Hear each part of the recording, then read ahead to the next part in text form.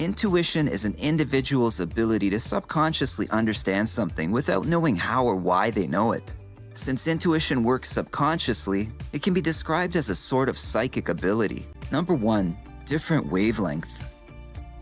INFJs tend to feel like outsiders due to the fact that most other individuals are on a different wavelength than they are.